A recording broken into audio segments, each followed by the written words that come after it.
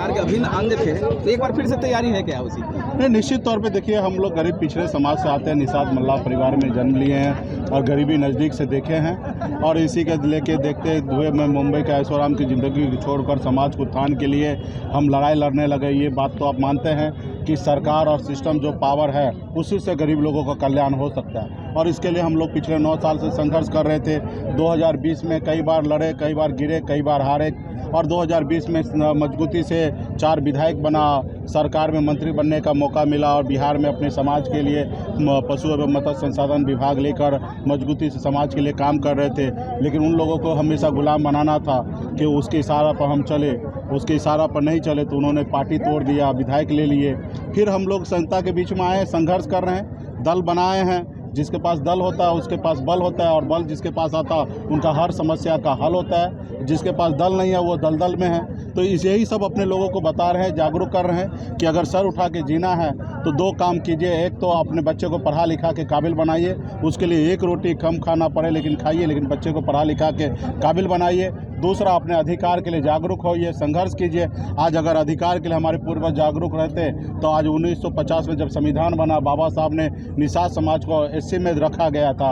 आज बंगाल में निषाद एससी में है, दिल्ली में निषाद एससी में है, लेकिन बिहार में नहीं है। जब देश एक है, संविधान एक है, देश को चलाने वाला प्रधानमंत्री एक है, तो फिर हमारे साथ भेदभाव क्यों हो रहा है? क्योंकि हम अपने अधिकार को नहीं समझ पाए, संघर्ष नहीं कर पाए, इसलिए हमको आरक्षण नहीं मिला। आज आरक्षण मिल गया रहता तो आज हमारे समाज के लोगों को 15% आज उनको नौकरी में आरक्षण मिलता। आज हमारे समाज में कलेक्टर होता है, एसपी होता है, दरोगा होता है, लेकिन आज दुर्भाग्य है कि नहीं हो पाया। तो इसी के लिए आज बच्चे को पढ़ा लिखा के संघर्ष करें। दूसरा, पढ़े लिखे रहेंगे तो अपने अधिकार को समझेंगे और संघर्ष करेंगे, अपनी पार्टी को बनाएंगे। आज बहन दलित के घर में भी बहन मायावती 4 बार मुख्यमंत्री बन चुके हैं। हमारे आदरणीय श्री लालू प्रसाद यादव जी बिहार के मुख्यमंत्री बन चुके हैं। मुसहर समाज से हमारे जीतनराम मांझी मुख्यमंत्री बन चुके हैं। तो भाई निषाद मल्लाह का बेटा क्यों नहीं मुख्यमंत्री बन सकता?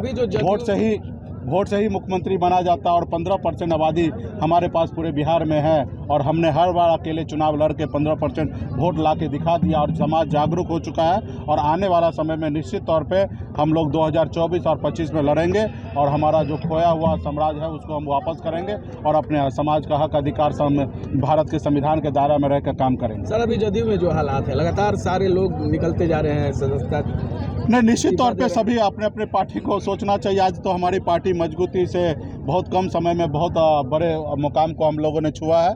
हम अपनी पार्टी को मजबूती से आगे बढ़ाने के लिए जा रहे हैं। हम तो चाहेंगे कि बिहार में जितने भी पार्टी है, चाहे जेडीयू हो, आरजेडी हो या भाजपा हो, सब कमज़ोर हो जाए। एकलौता पार्टी वीआईपी हो, वो सबसे मजबूत हो और अपने दम पे सरकार बनाएंगे। तो दूसरा अगर कमज़ोर हो रहा है तो ये हमारे लिए खुशी की बात है, और हमारी पार्टी मजबूत हो रहा है तो ये हमारे लिए खुशी की बात है कि हम पार्टी हमारे मजबूत हो रहे हैं। तो निश्चित तौर पे अगर जिनके नियत और नीति सही नहीं होगा तो उनकी पार्टी कमजोर होगी। क्या अकेले चुनाव लड़ने के लिए तैयार है लालू फैमिली पे? कल तो उनकी जमानत मिल गई, लेकिन 25 मार्च को पेश होना है तेजस्वी को। नहीं, देखिए, ये एक प्रक्रिया है। देश के साथ, लोगों के साथ, गरीब जनता के साथ अगर कोई गलत करेंगे और उसके ऊपर केस होगा तो एक संविधान में व्यवस्था है सबको जांच करने का, तो वो जांच कर रहे हैं, उस पर हमें ज़्यादा टिप्पणी करने की आवश्यकता नहीं। लेकिन लोगों का बीच में है कि ये बदले का भावना पे इस तरीके से जांच हो रहा है, तो ये भारत सरकार को सोचना चाहिए कि बदले का भावना नहीं होना चाहिए। और रहा कि एक प्रक्रिया है, कानून है, सबके लिए है। जैसे कानून है, कल उनको जमानत मिला है, तो सबके साथ कानून है, एक सरीका काम करेंगे। सरकार ठीक है आगे पीछे कर सकता है, लेकिन कानून सबके लिए है।